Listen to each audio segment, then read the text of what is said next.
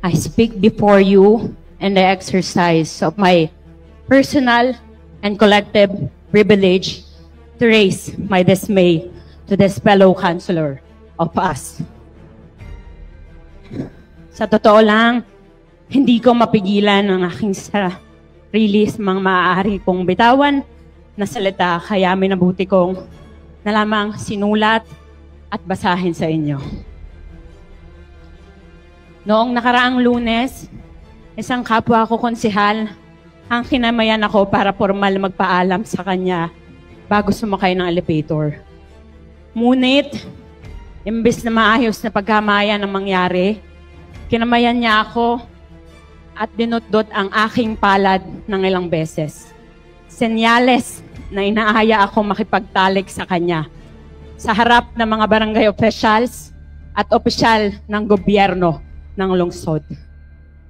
Sa dismay ako, tinanggal ko ang kamay at agad nagsalita sa kanya na may galit na pigil na pigil. Kuya, ano ba naman? Pati ba naman ako? Na ultimong naging reaksyon niya ay ngumuting parang manyakis. Hanggang sa pagbaba natin, hinihintay kong humingi ka ng paumanhin. Ngunit nagpaalam ako sa'yo at nag-iintay ako. I usually address you, Kuya. Dahil nire-respeto kita, natuluyan tayong maghiwalay na patungo sa parking. Sabi ko, Konsi, bye. Wala pa rin at ngiti lang sa mukha mo ang inulit mo. Alam mo ba, nung araw na yon, hindi mo ako pinatulog. Ilang beses kong inulit-ulit yung ginawa mo sa kamay ko. Iniisip ko, may ginawa ba ako sa'yo? Binalikan ko yung mga encountered instances natin. Nabastos ba kita? Dinesrespeto ba kita? May nagawa ba ako sa'yo para bastusin mo ko ng ganun? Sa galit ko sa'yo na hindi ko mailabas, isang linggong kumakabog ang dibdib ko. Sa galit sa'yo, wala naman akong pinakitang di maganda sa'yo. Bakit mo ako binabastos? Ngayon, papalabasin mong sensitibo ako dahil sumunod na araw, pinaranggan ka sa post ng magulang ko. Walang pangalan. Guilty ka agad. Nang hingi ka ng pasensya, justifying it by saying, biro lang yung kahapon. At ganun kayong magbiruan ng tiyahin mong si Auntie Linda sa balik-balik. Nagasampalok rin naman ako. Pero ni minsan, hindi ako naka-encounter ng ganong kamayan. At hindi ako si Auntie Linda mo na para ganunin mo. Ilang beses mong ginawa. Sabi mo sa mga ilang kapwa nating konsehal dito, isang beses mo lang ginawa sa akin. Maipaalala ko sa'yo, bago ang okasyon ng Lunes last week, ongoing ang session. Anong ginawa mo sa akin? Pagkatapos magsalita doon, kasama si Konsehal DJ, dinibating si Kotsi Uno. Lumapit ka dyan, bumalik ka sa upuan mo. Gusto lang kitang batiin na ang galing mong magsalita. Suminyales ako sa'yo ng high five, binaba ko. Anong ginawa mo? Dinot-dot mo na naman yung kamay ko!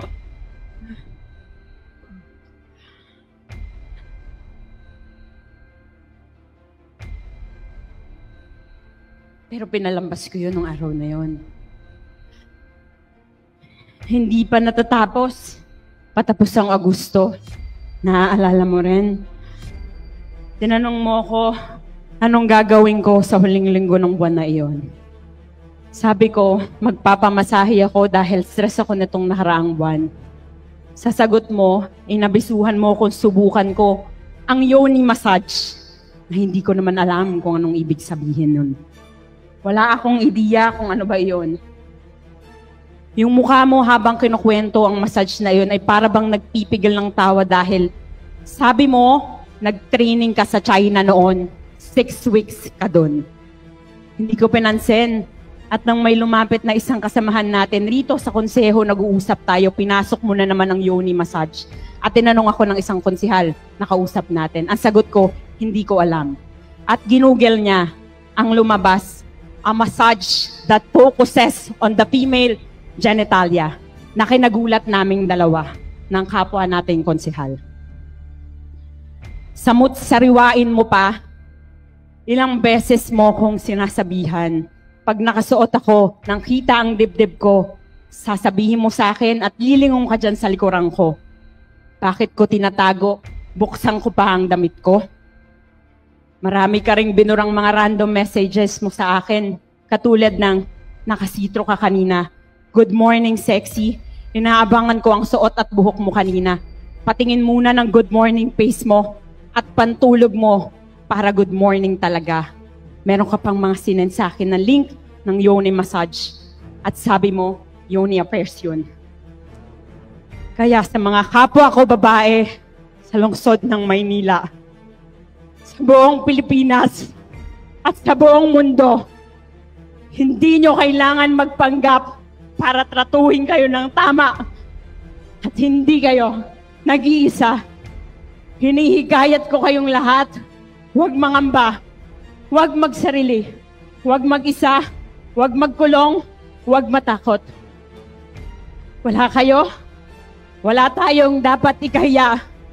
Dapat rito, sa taong abusado sa atin, tinatayuan, tinatawag, nilalabanan sa tamang paraan. Kaya kagalang-galang, Ryan Ponce, shame on you for treating us women like an object. Hindi ba matanggap ng ego mo? Katrabaho mo ang isang babae sa loob ng plenaryang to.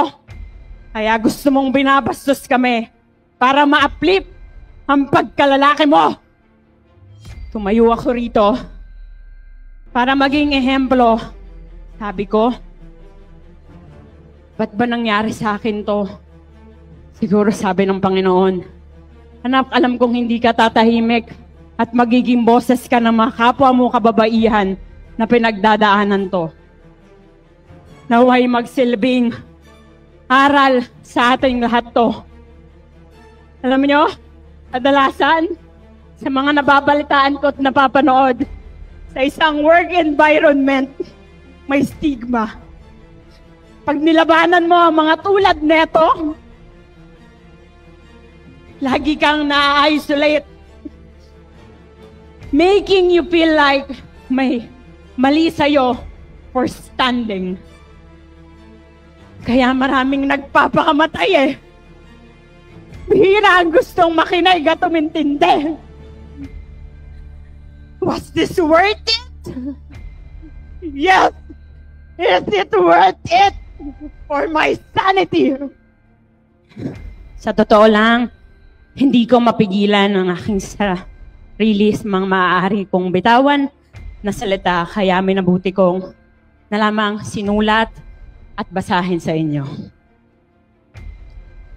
Noong nakaraang Lunes, isang kapwa ko konsehal ang kinamayan ako para formal magpaalam sa kanya bago sumakay ng elevator.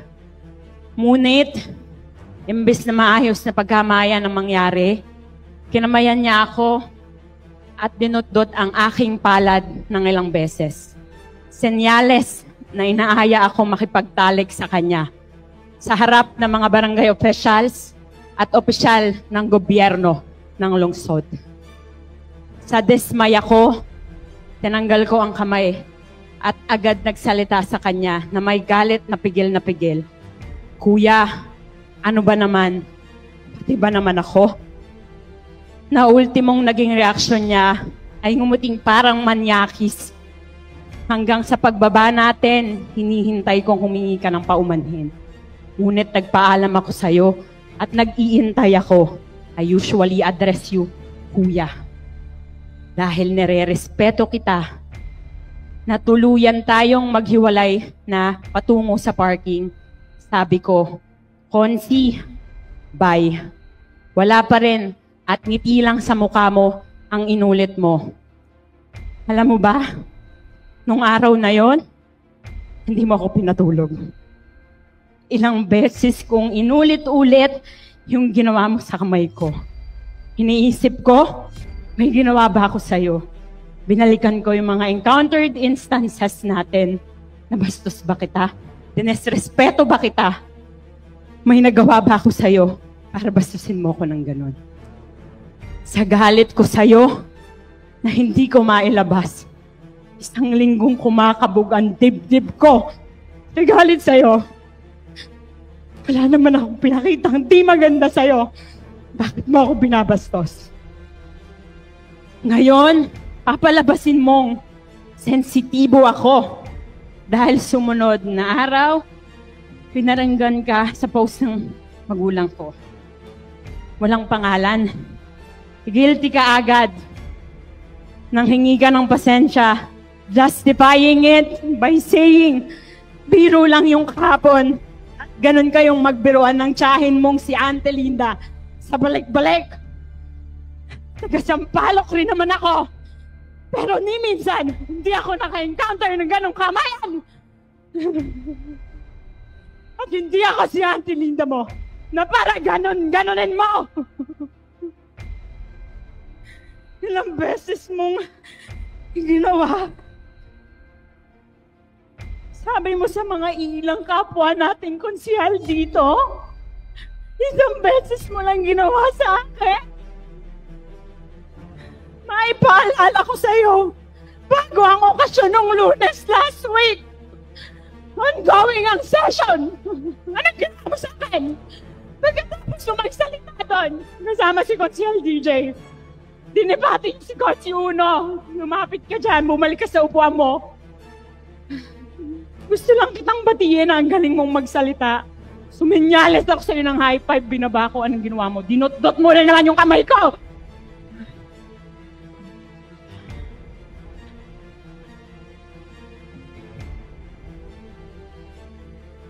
Pero pinalambas ko yun nung araw na yun. Hindi pa natatapos. Patapos ang Agosto. Naaalala mo rin. Tinanong mo ko, anong gagawin ko sa huling linggo ng buwan na iyon? Sabi ko, magpapamasahe ako dahil stress ako nitong nakaraang buwan. Sa sagot mo, inabisuhan mo kung subukan ko ang yoni massage na hindi ko naman alam kung anong ibig sabihin nun. Wala akong ideya kung ano ba iyon. Yung mukha mo habang kinukwento ang massage na iyon ay para bang nagpipigil ng tawa dahil sabi mo, nag-training ka sa China noon. 6 weeks ka doon. Hindi ko pinansin. At nang may lumapit na isang kasamahan natin rito sa konseho, nag-uusap tayo, pinasok mo na naman ang yoni massage. At tinanong ako ng isang konsehal, nakausap natin. Ang sagot ko, hindi ko alam. At ginugel niya ang lumabas, a massage that focuses on the female genitalia na kinagulat naming dalawa ng kapwa nating konsehal. Sariwain mo pa, ilang beses mo kong sinasabihan, pag nakasuot ako nang kita ang dibdib ko, sasabihin mo sa akin at lilingon ka dyan sa likuran ko. Bakit ko tinatago? Buksan ko pa ang damit ko? Marami ka ring binurang mga random messages mo sa akin, katulad ng, nakasitro ka kanina. Good morning, sexy. Inaabangan ko ang suot at buhok mo kanina. Patingin muna ng good morning face mo at pantulog mo para good morning talaga. Meron ka pang mga sinend sa akin na link ng yoni massage. At sabi mo, yoni affairs yun. Kaya sa mga kapwa ko babae sa lungsod ng Maynila, sa buong Pilipinas at sa buong mundo, hindi nyo kailangan magpanggap para tratuhin kayo ng tama at hindi kayo nag-iisa. Hinihikayat ko kayong lahat, huwag mangamba, huwag magsarili, huwag mag-isa, huwag magkulong, huwag matakot. Wala kayo, wala tayong dapat ikahiya. Dapat rito, sa taong abusado sa atin, tinatayuan, tinatawag, nilalabanan sa tamang paraan. Kaya kagalang-galang, Ryan Ponce. Shame on you for treating us women like an object. Hindi ba matanggap ng ego mo? Katrabaho mo ang isang babae sa loob ng plenaryang to. Kaya gusto mong binabastos kami para ma-uplift ang pagkalalaki mo. Tumayo ako rito para maging ehemplo. Sabi ko, ba't ba nangyari sa akin to? Siguro sabi ng Panginoon, anak, alam kong hindi ka tatahimik at magiging boses ka ng mga kapwa mo kababaihan na pinagdadaanan to. Naway magsilbing aral sa ating lahat to. Alam niyo, kadalasan sa mga nababalitaan ko at napapanood, sa isang work environment, may stigma. Pag nilabanan mo ang mga tulad neto, lagi kang na-isolate, making you feel like may mali sa'yo for standing. Kaya maraming nagpapakamatay eh. Bihira ang gustong makinig at umintindi. Was this worth it? Yes! Is it worth it for my sanity? Maraming salamat po.